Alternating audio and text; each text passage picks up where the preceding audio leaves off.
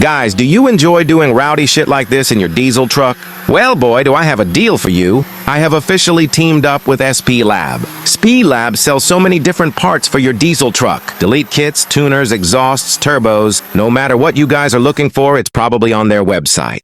Use code DIESEL15 at checkout to get 15% off your next order. Spelab sent me a rear differential cover for my 2006 Cummins. I've had it on my truck for about a month now and I love it. This differential cover is beautiful. It's made of billet aluminum, has cooling fins, and it also has a sight glass to see how your fluid looks. But the best part is it has a drain plug on it, unlike that stock diff cover. If you want to buy this diff cover, or just want to check out Spelab's website, I'll put the links in the description below. I'm sure most of you know how to install a diff cover. But in case you don't, I'll give you a quick tutorial. First, just drain out that old fluid by loosening all those bolts on the housing. Once it's all drained, pull off the cover and clean the gasket surface. Next, grab the new gasket and hardware Spelab included. Screw on that new cover and fill it up with some new fluid and bam, done! Look at how good that diff cover looks.